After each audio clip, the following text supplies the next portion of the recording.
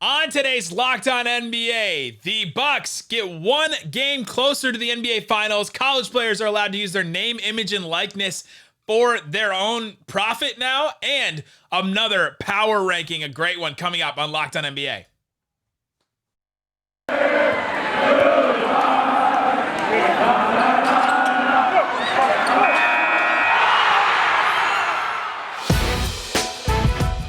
It's the Locked On Podcast Network, your team every day. You are Locked On NBA, your daily NBA podcast. Part of the Locked On Podcast Network, your team every day. And welcome. You are Locked On to the NBA. My name is Nick Angstadt, host of the Locked On Mavericks podcast. And joining me, as always on a Friday, host of Locked On Nuggets from DNVR, Adam Mares. What you got for me? And a dud of a game, a little bit of a dud of a game, but an interesting day in sports. So we'll have a lot to talk about. Am I doing it? Am I doing the Bobby Portis eyes? Yeah, is that what I was looking at? You? I was like, what, am I mic on? That was the Bobby Portis. And you know what's funny? Reggie Miller called him Crazy Eyes tonight, which is what several times, like a lot. I thought I was the only one that called. I thought that was my nickname for Bobby Portis, but apparently that's everybody's nickname for him. Oh man, he's like the guy that's at the Guinness Book of World Record for like being able to pop his eyes out like out of his head. Have you ever seen that? You grabbed the Guinness Book of World Records when you were a kid. I love Bobby Portis. I gotta say, I know we're gonna talk about him. I love Bobby Portis. Not even as a basketball player, like as a basketball personality. For someone that punched his teammate at one point, Bobby Portis has really become a beloved player. Rightfully so, I hear. Rightfully the NBA. so. So yeah, we're gonna break down the Bucks versus Hawks quote-unquote game. If you're watching us on YouTube, which by the way, go subscribe to the Locked On NBA YouTube channel and you'll see us on YouTube as well as some of the other shows, hopefully getting every single Locked On NBA show on YouTube every single day. So keep checking back there. By the way, today's episode is brought to you by Michelob Ultra. Enjoyment isn't the end game. It's the whole game. 2.6 carbs, 95 calories. It's only worth it if you enjoy it. So the Milwaukee Bucks win 123-112 against the Atlanta Hawks. They get one game closer and literally one game away from the NBA Finals. No Giannis, no Trae Young. Adam, this was just a weird game to watch. So many stakes in this game because if the Bucks win, they're closer. If the Hawks win, they could have been one game away from the finals. No Giannis, no Trae Young. You had Cam Reddish and Chris Dunn like running plays or trying to run plays at some point during this game. Like, what a bizarre Eastern Conference Finals game. It was bizarre, and to be honest with you, not all that compelling in terms of, just the flow of the game. Milwaukee led wire to wire. They were up 20 points, their largest lead in the first quarter. And although it got a little bit close, I mean, at halftime, you're talking about I think it was a 9-point game. So you think, okay, it's getting a little bit closer, but it never really felt like the game was in doubt. The Bucks jumped all over them on this one. And I think what was interesting about them in terms of how the game unfolded, you look at the points in the paint, 66 points for the Bucks in the paint tonight to just 36 for Atlanta. And in watching this game, it was such a deliberate decision by Milwaukee to attack the basket, try to get to the rim, try to dunk everything, just keep attacking. It wasn't pretty. It was, it's like in football, running the ball up the middle over and over and over again. That's what Milwaukee was doing. Establish the run, man. They were just getting to the basket and really just punched Atlanta, and Atlanta didn't have a response. Well, it's an interesting move from the Bucks to not go small. They decided to go big with PJ Tucker at the 3, Bobby Portis at the 4, Brook Lopez at the 5, and then Chris Middleton. Like, that's your 2. He's like 6'8". So They decided to go with this huge lineup against the Hawks with Giannis out instead of going small and putting in like Bryn Forbes or Pat Connaughton for Giannis and trying to go small there. So they really did, like you said, establish the paint, establish the points inside. And this Bucks team is really interesting to me because they're such front runners. If they can get out to a big lead early, like I don't even mean this in a bad way. Like if they get out to a big lead early, they hold on to it, but they really struggle if they are really close in the first quarter. Like they get out to that, they go down to 20-5 run at one point during this game in the first quarter. And you're like, oh dang, it's over. Yeah. And they did that in this game, I think 10-2 or something to start. It really was, there was no point outside of the first 2 minutes of this game where, the Hawks were the ones that were punching. They fought back. They did some things, but Milwaukee just the aggressor right from the start. And how many times do you watch a game? One of the things I have not enjoyed, I've enjoyed this playoffs a lot. One thing I have not enjoyed, and this has been true for a lot of years, is the team that wins the 3-point battle usually wins the game. And tonight you look at it, only 9 3-pointers for the Milwaukee Bucks, 15 for Atlanta. Atlanta shoots almost 40%, the Bucks just 31%. So usually you see that and you think, okay, well then clearly the team with the almost twice as many threes won. But like I said, Milwaukee just relentless in their focus in this game at trying to get into the paint and just dominated.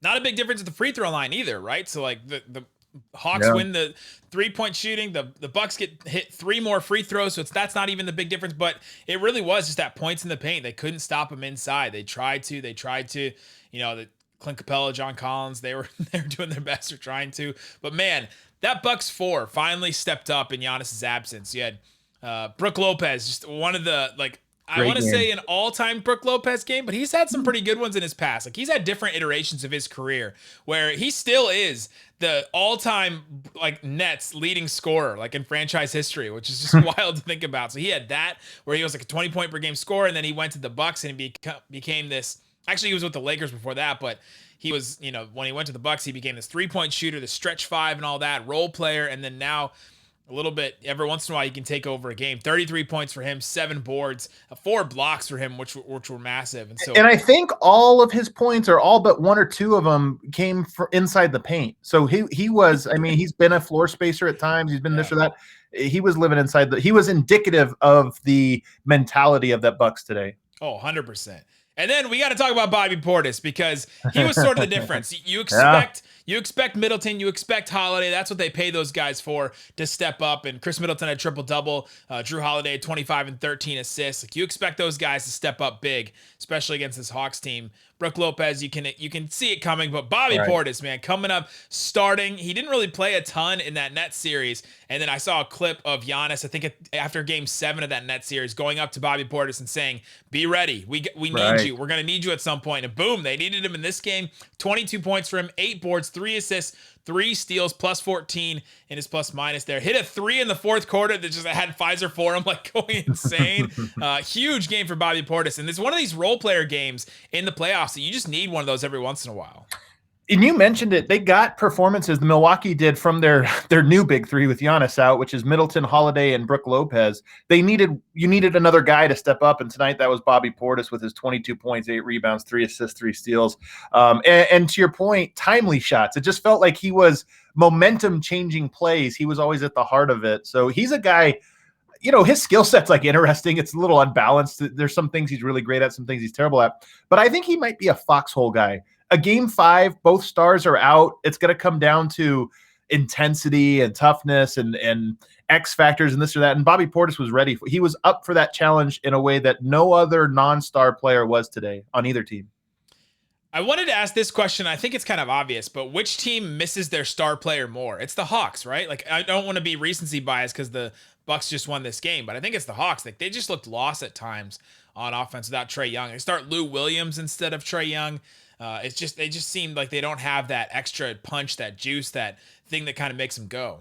Well, I think what Trae Young, I might actually say in a vacuum, it would be Giannis. But tonight, Milwaukee with Giannis. But tonight, Milwaukee had their game plan that they executed very well. The thing that you noticed with the Hawks tonight was you have to have dribble penetration. You have to put pressure inside off of the dribble, not just off of great ball movement and passing and great offensive game planning. Sometimes you just need a guy that can get into the paint and collapse the defense. And I thought the Hawks, 1, they didn't do a good job of that. They settled a lot, especially early. But 2, who is it that, Herter's great, Bogdanovich is great, Lou Williams, those guys can all score. But which of those guys can get into the paint at will and just sort of force defense to make rotations? Tonight, I don't think they had that guy, and they were searching for it. Yeah, they didn't have that. And they had been killing the Hawks, or they'd been killing the Bucks in that little floater range where Trae Young would just get in there and hit those little floaters over, and then everybody else started to follow suit, and it just didn't seem like they were getting that going. Pretty decent game for John Collins, I thought. 19 and 8 for him.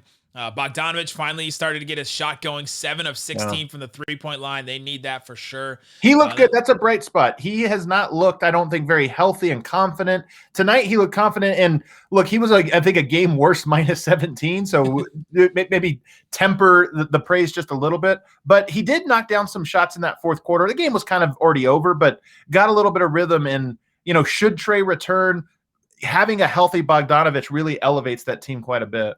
Who do you expect to see first, Trae Young or Giannis play again?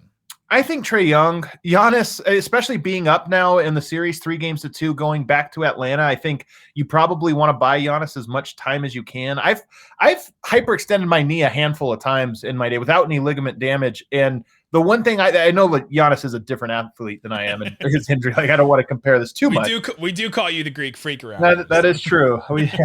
But in my experience, that knee does feel a little off for, a couple days all the way up to a week. And if the Bucks are able to repeat this performance in game 6 and buy him an extra 5 days of rest before the finals begin, I just think that would be huge for their chances of beating the Suns in the finals. Whereas if you rush him back, does he, I just feel like those first couple days are going to be the scariest in terms of worrying about further damage. Coming up, college players are now able to use their name, image, and likeness to make the profit. Let's talk about how that will affect the NBA. Does it change the G League? Does it change what players are going to do in college, their decisions to come out in the draft and all that? We'll talk about that coming up, but I got to tell you about betonline.ag. It's a place to put down some money on sports. Right now, they have odds for all kinds of stuff. They still have a trade prop up for if Joel Embiid is traded, which team will he go to next? I can't imagine that one has a lot of action. But they just recently, I think today, put up next team if Ben Simmons is traded. Adam, number 1, Portland Trail Blazers plus 200, Wizards plus 300, Spurs plus 400, Jazz plus 500, Thunder plus 550. These are some interesting choices. Warriors plus 600, Lakers plus 650, Cavs plus 700, Rockets plus 1,000. I don't think that Lakers one is just to get sucker bets from Lakers fans, man. I'm telling you, they just know the Lakers fans will do it. Give us your money. Give us your money. There you go. So if you have a feeling about Ben Simmons and where he'll get traded, if he does get traded this offseason, go to betonline.ag. Use the promo code LOCKEDON. Get a 50% welcome bonus to first deposit. You can put even more money on the Lakers to be the next team that Ben Simmons gets traded to if you're so inclined. So go there, betonline.ag. BetOnline, your online sportsbook experts. All right, Adam Mares, let's get into the name, image, and likeness, the NIL. It seems like there's this new tournament or like this new thing, the way that it's been presented. But athletes are now able to use their name, image, and likeness to make money, to create a profit. They can sell jerseys, they can profit off jerseys, they can do billboards, endorsements, all kinds of stuff. The first thing, before we really get into how this will affect the NBA, the one thing that I noticed from all this, and I'm sure you guys have heard all the talk about this around by now, but athletes can now hire representatives, right, to help them, accountants or agents or anything like that, to try and figure out, marketing agents to try and figure out how to best endorse them. And man, it just gave me like this flash of like what was the documentary on who's the Celtics guy that blew all this money? Who's the guy I'm thinking of? Oh, Antoine Walker? Antoine Walker, who just blew all this. It just immediately made me think about getting into bad business deals. And like, these guys are even younger than NBA players. Man, that's a scary thing to put these guys in charge. And I'm sure there's going to be rules and stuff in place. And the schools, I guess, will try and help them out. But man, to trust an athlete like that, an 18, 19-year-old kid, to try and figure out who's going to be best to represent them, to have their best interest at heart. Like, that was one thing that really stuck out to me, is I don't think we're talking about that enough.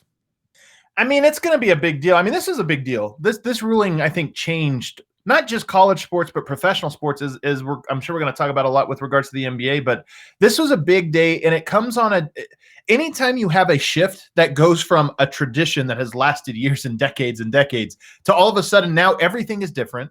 And you are in this Wild West world where there's very few rules or laws that, like the regulations on this are very few. They differ state to state, but they're very, very few. And so now you go into the situation where players will be having to make, it's in some cases, some pretty big financial decisions. That is a lot to put on their plate. But the flip side of this is, it does seem fair, doesn't it? Just in a vacuum, that a player can actually now sign an autograph, for example, or endorse something that uses their name and get profit from it. So it's going to be, I think, a messy start, but I'm really curious to see all of the different layers as it unfolds over the coming years. If the federal government came to a decision and decided that, like, hey, overwhelmingly, we decide that this should happen, yeah, probably, right? Like, if they can agree on something, then it probably should have happened a long time ago. How does this change? Let's start with just the G League. How does this change the G League? We had the G League Ignite last year. They had all these guys, Jalen Green, the biggest one, Jonathan Kuminga, guys like that. It started to seem like that had some momentum. There's all these players also going overseas and playing. RJ Hampton was a big one. They got drafted by your Nuggets. Like, there's all these players that have started to do other things. LaMelo Ball decided not to go to college. What does that change for them? Do players all of a sudden go to college, or is it still whoever can just pay the most? Well, I think this is what's interesting. And RJ Hampton was on a podcast in this last week, and he had an interesting quote where he said, look, everybody knows that colleges are paying for recruiting. Like, they're paying guys. Like, everybody knows. Which podcast that was? Which one was that? It was the Locked On NBA Draft podcast. Locked On NBA Draft. I knew it was somewhere. So it was RJ Hampton and his dad, Rod Hampton, were on with Rafael Barlow. And RJ Hampton's dad said, all these colleges are paying. It just they're not paying $3 million like the New Zealand team that he played for was. And what's interesting about all this is, okay, we've had some players go and play in Australia lately, say, forget college basketball, I'm going to go make money right away. We've then had this last year was big for, as you mentioned, the G League Ignite, and the NBA has sort of accommodated the fact that, hey, maybe we can train these guys better and also allow them to be paid ahead of time. Like, the NBA's already put this in place, but now I do wonder if that gets thrown out the window, because while, yes, maybe last year they weren't able to pay millions of dollars, now Nike might be able to look at a Zion Williamson at Duke and say, hey, you know what? You're at a place that is far more recognizable than the New Orleans Pelicans. You're at Duke. And maybe you don't want to go to New Orleans. They got the first pick. Maybe you don't want that. Why don't you stay here and we'll get a shoe deal going for you, and we can have you making the type of money you would have expected to make at the NBA level. I'm so curious if this takes guys back to the NBA. Not that there was a huge exodus, but there was a small exodus to the Australian League or whatever, and the G League.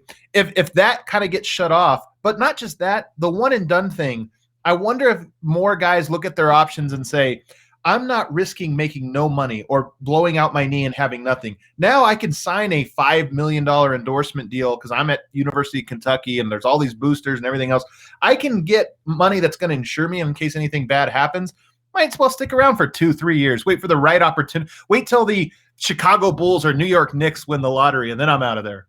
That just blew my mind what you just said, that like Zion could decide, all right, I'm a one and done. I'm obviously going to be the number one pick. But if I don't want to go to the Pelicans, if I want to wait a year and see if like the Bulls get the number one pick or somebody else, I could just go back to school.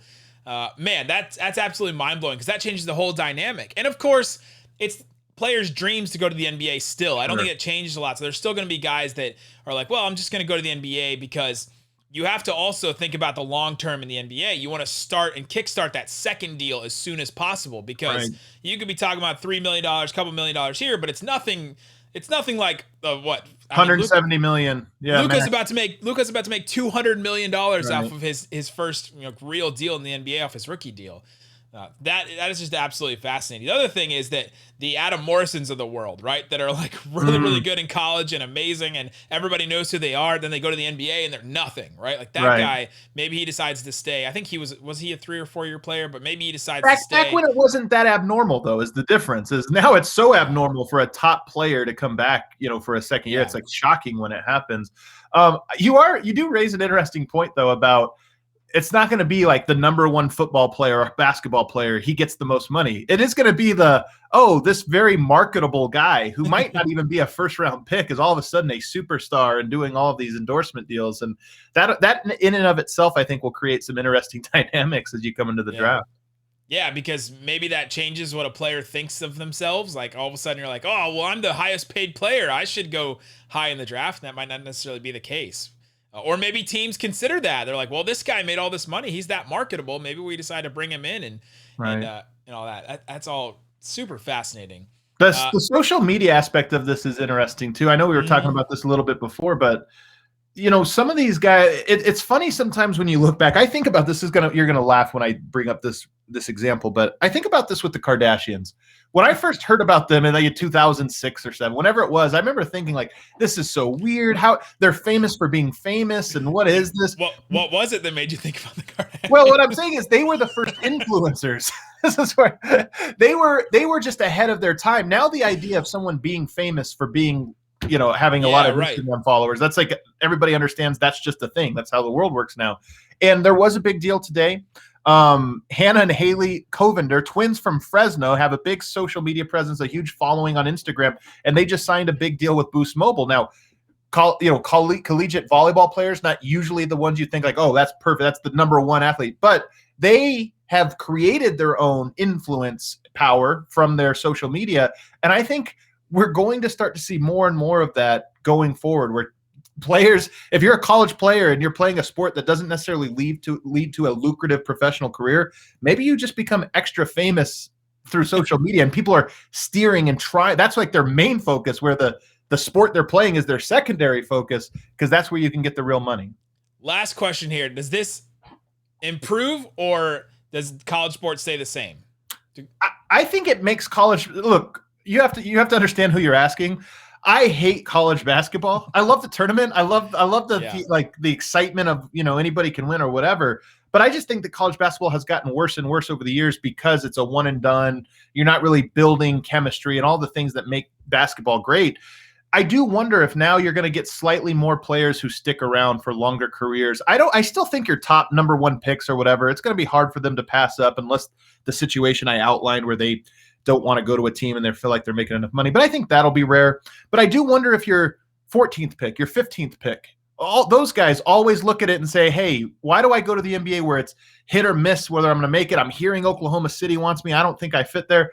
I think that's where you might start to get more and more guys coming back. And those are the types of guys that make college basketball. If they are there for 2-3 years, all of a sudden you start to have teams that maybe it's not the star, but it's the second best player that's a second and third year player. And that's where it elevates the game, in my opinion. Yeah, that's going to be interesting. Hopefully it'll make college basketball better, because it was really fun at one point and now it's not necessarily. Well, let me ask you though, do you think, the NBA was positioned with this G League Ignite to really capture a lot of players, and I was excited about that. And I'm so curious to see how some of these guys that went that route, if it really accelerated them and they get off to great starts in the NBA. I'm so curious. Do you think that's going to go away? It's a 1-year flash in the pan, right? No sooner did it arrive that this new rule arrived. Well, the one thing that doesn't change, right? Like if you're a player that just wants to get better and you're obsessed with getting better as a player, there's still all the rules about practices and personal trainers and stuff like that, right? You can make money and you can still have a good life there. Now, I wonder if you could hire your own personal trainer if you've made enough money to do that. Like you can go practice somewhere else, or like rent out a gym or something because you can't use the school gym for a certain time or whatever the rules are now. This might get messy to be. And the more you pull on these threads, the more you're like, oh my God, we're in the Wild West. We haven't read the rule book yet, but still. And we probably never will, to be honest. But yeah, I think players still will look at that, and if a Jalen Green or if a Jonathan Kuminga comes out and they're all of a sudden incredible, then maybe there'll be marketing that'll be done by the G League and say, hey, it was because they were in the G League and they were doing this and they had the best trainers and there was no restrictions on how much they could train and they didn't have to worry about school and all that kind of stuff. So I wonder if that will still appeal to people. Yeah, I think it might. The whole idea of going to class while also trying to be the best basketball player you can be, it's just such a difficult thing. Yeah, you can make money, but hey, you still have to pretend to go to like astronomy, right? Exactly. Astronomy. Yes, exactly. Coming up, we got to get into our power rankings of the teams who missed the playoffs that could be in the finals over the next couple of years, like the Phoenix Suns just did. We'll get into that. But before we do, I got to tell you about Built Bar. Built Bar is a protein bar that tastes like a candy bar. There's 9 delicious flavors. I eat one of these probably every single day. I have a new box coming right now with the strawberry. That's a new flavor I'm really interested to try. The orange, that one came back after a while. The mint brownie, that one's always a solid. Always go for that one. This mint brownie bar, get one as soon as you can. I think that's the best one that's just always widely available. 130 calories, just 4 grams of sugar. 4 for a bar that's covered in 100% chocolate. They're absolutely delicious. 17 grams of protein there, and then only a couple grams of fat and carbs there. great for a keto diet. They're really good. They're pretty good for you. They taste great. Go to BuiltBar.com. Use the promo code LOCKED15 and you'll get 15% off your first order. Use promo code LOCKED15 for 15% off at BuiltBar.com. All right, Adam, let's get into our power rankings. Let's get into it. The teams that missed the playoffs this year that could do what the Phoenix Suns did in the next couple of years. So like you mentioned, the Suns had the worst record in the league 2 years ago. And now in the West. In the West. In the West. And now they're in the NBA Finals. Happened quick. It was a quick glow up. Man. And even last year, of course, they had that great bubble run, but they did miss out on the playoffs. And then now here they are in the final. So it's quick turnaround. It's a diamond hiding in plain sight. And I'm going to be honest with you here, Nick. There's only one team that really, I think, like realistically, if you told me they won the championship next year or even 2 years from now, I would actually believe it. So these are all a stretch. And we'll start off with honorable mention. There are none. No honorable mentions. No honorable mentions. Not even like the Timberwolves or something like that? Well, Timberwolves are going to be on my list here. So number 5, I've got the Chicago Bulls. And I'll be honest, I would be shocked if they were good within the next 2 years, like championship level teams the next 2 years. The only reason I put them on my list is they do have one guy who I think could have a Devin Booker like ascent, who's been great, but on, he's got the Devin Booker tag where it's like he's great but always on a bad team, and that's of course Zach LaVine, who's just scores as efficiently and on volume as any young guard in the NBA. And look, could he lead a team? You get one or two little trades, or one guy appears out of nowhere that really goes takes the next step, and now he has a running mate like Patrick Williams, for example. I could see it. So I'm not buying it, but it wouldn't completely blow me away if the Chicago Bulls turn the corner. Interesting. On the Chicago, I had them at 5 as well on mine. Oh, look at us. We have consensus here. I like it. They at least have 2 all-stars, right? Like you're at least starting in a decent spot. Patrick Williams can be something like he said.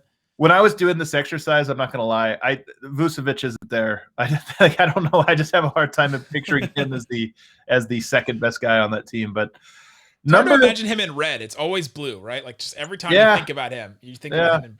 But they're another team that, like the Suns, they had all the injuries. Like they were better than what their record was this year. They probably should have been a play-in team or maybe even a playoff team, but they just had so many things go wrong to them after the trade with COVID and injuries that maybe they are a little bit better than we think. So when if they make a leap this offseason, it'll feel like 2 leaps, but it really shouldn't have been. Number 4, the Minnesota Timberwolves. Another team that I think is significantly better than what their record stands, 23-49, pretty bad record. But they do have Karl-Anthony Towns, and they do have Anthony Edwards. They already have 2 guys that could be, in my opinion, like all-star caliber players as early as, a season or 2 from now. And you add that to, I guess they don't have their pick, right? It went to Golden State. But you just add that, you still have D'Angelo Russell.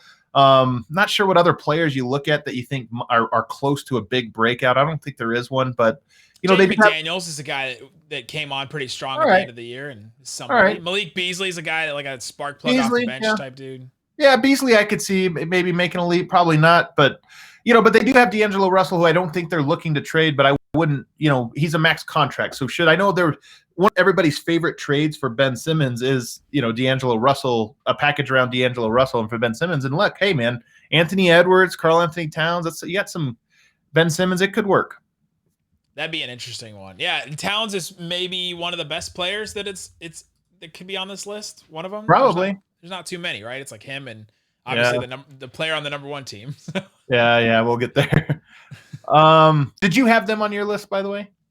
I thought about them. It's just the West, man. The West is so hard. True. It's hard for me to imagine a team like that rising up. But the Suns just did it. So the other thing that's interesting in this is the team has to be able to acquire a talent like a Chris Paul. They have to do something like they have to put something together where they can acquire an all NBA talent. And it's just really hard. And I don't know if the Timberwolves are in a position, especially without their pick this year, to do something like that. That's a great point. You're probably right on this one. Number 3 for me, the New Orleans Pelicans. Now, Zion Williamson, let's be honest, he easily could be the best player on a championship team. I don't think there's much question about that. I haven't loved what I've seen. Zion Williamson? I think so. Okay. I think so. All right. You don't think he could be the best player on a championship contender? I don't know about easily. Like, hold on. Like, easily. Like, who are the best players on a championship team that can't shoot a 3, right? Like, But I mean, he's like Shaq. Nobody can guard him. I mean, how many games in a row did he have 20 points? Like, I know, but like, is he going to be Giannis when we get to the when we get to the playoffs? Right, we just haven't seen him in that scenario yet. So I'm curious if that's fair. the way. Teams. Yeah, it's fair. I'm not saying he can't be. I'm just saying you said easily, and I'm pushing back on that. But yeah, all right, okay, it's fair. I mean, it's the same with Minnesota, where we look at it, we're like, Towns is so good, Anthony Edwards is so good, but the playoffs are different. When teams start actually game planning and everything, and taking away your best stuff, like it's completely different. Yeah, Anthony Edwards looks pretty good when nobody cares about playing the Timberwolves. They're like, so easy win, right? That's so true. So you got New Orleans. I think you look at Brandon Ingram. The biggest piece for them is, a new coach coming in, and it could have a Monty Williams-like effect. I think they've had some not great coaches. Alvin Gentry, I think, had his day. He was a good coach. I don't know if he was the right coach for that team. Of course, Van Gundy clearly wasn't. So maybe they get a coach in there that all of a sudden just unlocks Brandon Ingram, maybe Lonzo Ball if he comes back. To me, they're head and shoulders above the previous two, but also head and shoulders behind the top two. Yeah, they got a couple guys that could pop too. Nikhil Alexander-Walker, Kyra Lewis, even like Jackson Hayes, I guess, could still have some breakout potential there. He's he's only 20 years old, so he's still got breakout role player potential. But yeah, for sure, role player for sure, right? Yeah, you gotta get rid of that Eric Bledsoe contract, though, man. That's Eric Bledsoe and Steven Adams. 2 more years on their deal, and they're just making a combined almost $40 million. It's gonna be tough. It's gonna be tough. Oof. Number 2. I don't want to be here. Number 2, the Toronto Raptors. Oh. Well, first of all, they just won 2 years ago. Right. And I know they had Kawhi Leonard. It's a big piece. I'm not going to discount it. And I know Kyle Lowry, maybe he's out of there. It sounds like he probably is, but you still have Siakam and Van Fleet. That's like solid pieces. You got OG Anunoby, another solid piece. They did just get this number 4 pick, which projects to be a very good player or a very good trade chip. So they have and look, it's Masai Ujiri. He's never really gone through a full rebuild anywhere he's been. It's like Pat Riley. Every time you think, they're going to have to tear it down and build up again, they flip it immediately and they're back. So I think Toronto, again, I'm not counting on them. There's only one team I actually think legitimately has a chance to win it next year or the year after. But Toronto is a team that I would not be surprised if by the start of next season, they are meaningfully different. Gary Trent, by the way, another guy who I like, who has some upside. I wouldn't be surprised if they were meaningfully different and really good. Oh, Chris Boucher as well. I have the Raptors at number 1. Whoa! Because I'm going back, I'm dipping back into this well. They're in the East. The Hawks just made the Eastern Conference Finals. Like after they have like 4 players that just got drafted like within the last 2 years that are playing meaningful minutes for them. This team already has a champion. They've already been in the championship, right? They have Fred VanVleet, Kyle Lowry. If Kyle Lowry comes back, that's a backcourt that you can plug and play. OG Anunoby, Pascal Siakam, like those guys already have won a title, and so then you can just. Nick Nurse is a title-winning coach. You add a little bit of talent here. You take that 4th pick and something else, and then all of a sudden you infuse some talent into this team, and boom, they're right back into it. Plus, I went and looked at their roster, and there were 72 games this past season, right? Like every team played the same amount of games this year. We don't have to try and count like last season. 52 games for Fred VanVleet, 56 for Siakam, 46 for Kyle Lowry, 43 for OG Anunoby. Norman Powell, 42, he got traded. Chris Boucher, 60 games. Like he was their Iron Man, and he played 60 games. Still missed 12 games. Wow. So if all these guys start playing, maybe this is a team that made the playoffs this past year, and they were really close to it at certain points in the season last year. So yeah, this is my number 1 team, with the East being like the grade on a curve situation. Yeah, man, you might have talked me into it, Nick. To be honest, You've more talked me into the fact that this team could like really just flip it really quickly and turn it around. And I really like Gary Trent Jr. and I like his fit there. So, he's another guy. And Masai's just not afraid to take big swings, man. He pulls them off as well. But come on, the number 1 team, it's clearly got to be the Golden State Warriors. We forget about the dynasty that is only 2 years old. It's only been gone for 2 years, injury-riddled years. But Steph Curry, he's back. Klay Thompson, he's back. Draymond Green, he's back. And then you've got Wiseman. You've got Andrew Wiggins to make that salary match. You've got the number 7 pick. You've got the number 14 pick. Wiseman 7 and 14, some team is going to want that package. And if they happen to have a player that fits perfectly alongside them, I'm sorry. That Warriors team already took the Lakers down to the wire in their play-in game. They already were a team that everybody was afraid to play. Not that they didn't think they couldn't beat them in the playoffs, but Steph Curry could always go off. They get back together. I just think next year the Warriors are going to be a problem. And I think that Wiseman 7 and 14, I would not at all be surprised if that turned into a high caliber starter to kind of complete a foursome, to get back to a death lineup type lineup. Oh, for sure. No, the Warriors are number 2 on my list for sure. Klay Thompson, huge wild card to me, like coming back from injuries like that. But we just saw Kevin Durant come back and look like didn't even miss a beat almost. He was a little slower, I guess, if you want to consider that. But he doesn't really move that fast anyway. Klay Thompson moves a lot. But, man, that team outside of those guys, though, they got to make some moves. They got to do something with some of these guys. Like Kevon Looney's coming back. Like, good for him. Right. Other than that, like Jordan Poole, sure. You're like, man, it will really suck and win there on that bench. And Pascal, I don't know. I'm just saying, if you have your Juan Toscano Anderson, like if you have your main guys, you just need guys that are capable of doing a role. And I think they have 3 of them. Yeah, They have Poole, they've got Lee, they've got Pascal, Poole, Looney. Pascal, and Toscano Anderson. Looney, okay, him too. Like that's a different type of role. But the guys that I think. You look at the Phoenix Suns, and they got contributions from Saric and Cam Johnson and Cam Payne. Like, I think that I look at those other guys and think, could they have an impact like that? Maybe. And the top end talent between Steph, Clay, and Draymond, and whoever it is that they could trade those pieces if that's the route they want to go. That's a really good team to me. I am picking the Warriors next year to be one of the 3 or 4 best teams in the NBA. Okay.